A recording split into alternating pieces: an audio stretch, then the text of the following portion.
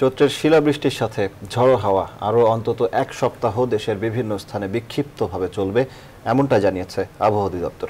মঙ্গলবার রাজধানী ঢাকা সহ দেশের বিভিন্ন স্থানে হঠাৎ বৃষ্টির সাথে ছিল শিলাও। এ সময় পূর্বাভাসে নদী বন্দরগুলোতে ২ নম্বর সতর্ক সংকেত দেখিয়ে সাবধানে চলাচল করতে বলা হচ্ছে। রিশাদ হাসানের রিপোর্ট। রাজধানী জুড়ে হঠাৎ বৃষ্টি। চৈত্রের গরমে এই বৃষ্টি কিছুটা স্বস্তি এনে দিলেও শিলা ও ঝোড়ো হাওয়া এনে দিয়েছে শঙ্কাও। দুদিন আগেই ঝড় বৃষ্টিতে মারা গেছেন ৬ জন। মঙ্গলবারের শিলা বৃষ্টিতে শুধু জয়পুরহাটে আহত হয়েছেন অন্তত ১০ জন। আবহাওয়া পূর্বাভাসে বলা হচ্ছে, পশ্চিমা লঘুচাপের বর্ধিত অংশ বিরাজ করছে বঙ্গোপসাগরের উপর। এছাড়াও প্রাকৃতিকভাবেই বৈশাখের আগের সময়গুলোতে এমন বৃষ্টিপাত অস্বাভাবিক নয়। দেশের নদীবন্দর এলাকাগুলোতে ২ নম্বর সতর্ক সংকেত দেখিয়ে যেতে বলেছে আবহাওয়া অধিদপ্তর। এছাড়াও বলছে চলাচলে সতর্কতার কথাও।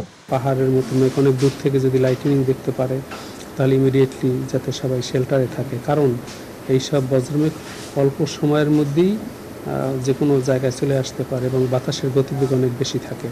ঢাকায় মঙ্গলবার দুপুর ৩টা পর্যন্ত বৃষ্টিপাত হয়েছে ১৭ মিলিমিটার। এই বজ্রসহ বৃষ্টিপাত দেশের বিভিন্ন স্থানে বিক্ষিপ্তভাবে এক সপ্তাহব্যাপী চলবে বলেও জানায় আবহাওয়া অধিদপ্তর। এই সপ্তাহ জুড়েই বাংলাদেশের কোথাও না কোথাও ডেলি ১ পশলা বা ২ পশলা বৃষ্টিপাতের সম্ভাবনা রয়েছে। সে সাথে গাস্ট উইন্ড বা ঝোড়ো হাওয়া এবং দমকা বাতাসের সম্ভাবনা আছে। কোথাও কোথাও বিচ্ছিন্নভাবে শিলাবৃষ্টির সম্ভাবনা আছে। এছাড়াও আগামী ১২ ঘন্টায় ঢাকা সহ সারা দেশের বিভিন্ন স্থানে বজ্রসহ বৃষ্টিপাত হতে পারে। রিশাদ হাসান, নিউজ 24, ঢাকা।